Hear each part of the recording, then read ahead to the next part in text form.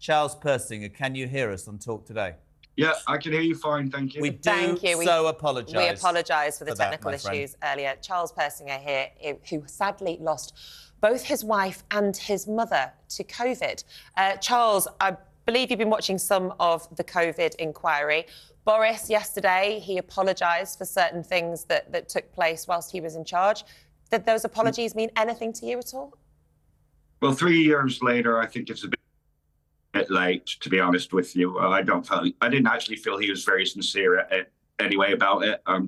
You know, we've heard the way they speak to one another. There's just utter contempt amongst themselves. And I just think the contempt for the public's even worse. Charles, what does he need to do? What does he need to say? So many people, and you're an example, lost loved ones. And I am not in any way, my friend, defending Boris Johnson, because undoubtedly his government, and as the driver of that government, he made mistakes. But do you not think that this inquiry should be not about a blame game, but more about how we never, ever, ever find ourselves in this position again? I agree. The inquiry isn't about blame. It's about learning lessons. But there should be accountability at the same time. You know, obviously, I don't want to see a pandemic to ever happen again, you know. The way it has unfolded has been absolutely dreadful. Yeah, you know, I personally think we need a change of government, maybe refresh things. And, you know, the Tory party at the moment, they're a disaster. You know, there's no cohesion amongst themselves. They're not good for the country. They behave like children with one another, you know. There's just utter contempt.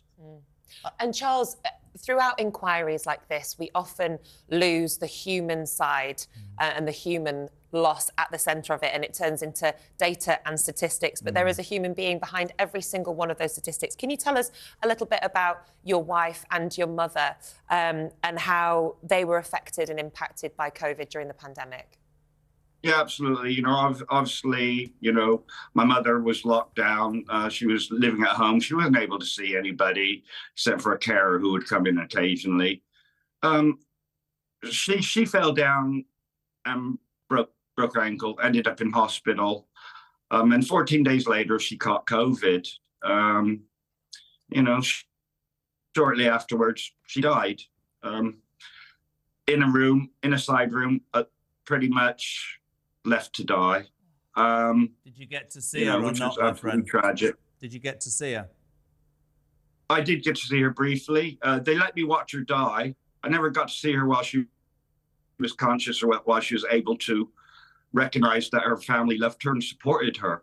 The tragedy was they just let me watch her die, and that was it. Terrible. Tell us about your wife, pal. And my wife, she was the care home, the assistant care home manager. She went back into the care home. You know, the PPE that they were issued was, we know now that it was below quality. You know, they were being given surgical masks where they should have been given better PPE. You know, she caught COVID trying to save other people's lives, you know, when her nursing home, basically.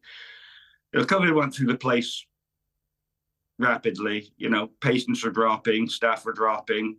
Charles, and eventually my wife did. She ended up ventilated and later died.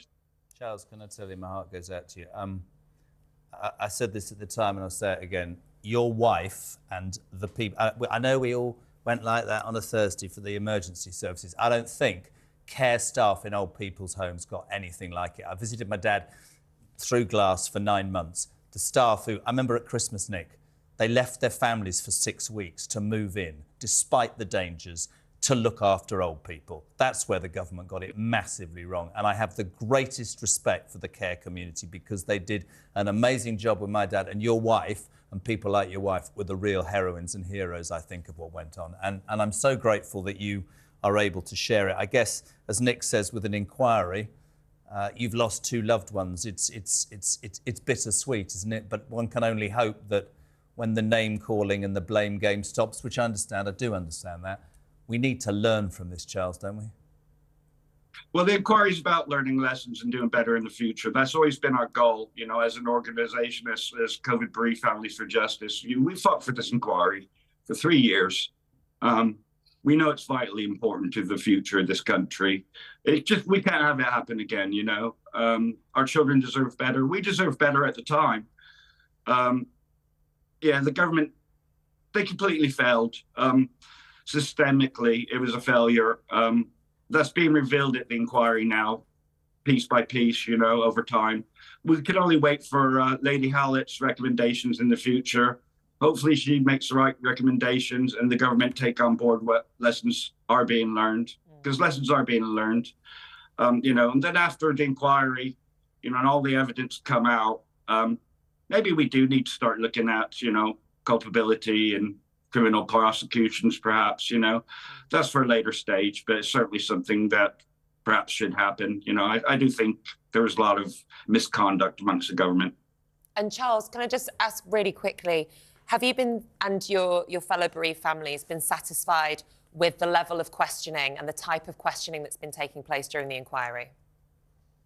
I'll be quite frank with you. I don't feel our counsel, our lawyers, have been given enough time to robustly question some of these witnesses. I'd like to see our lawyers give more time to do that. Often it feels like they're given very limited time to cross-examine people.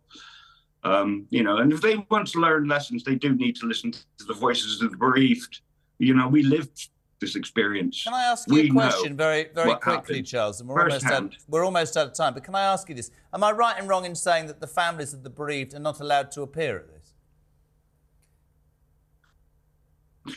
No, they're not letting us really speak, to be honest. Wow. They're not letting us give testimony. Wow. You know, I mean, we're the first, we witnessed it all firsthand. You know, there's so much that I'd want to share with the inquiry. But what they've done is they've turned it into a data gathering exercise through a thing called Every Story Matters. And every story does matter, but you don't turn it into a data gathering exercise and dehumanize the process. Charles, thank you so much for joining us.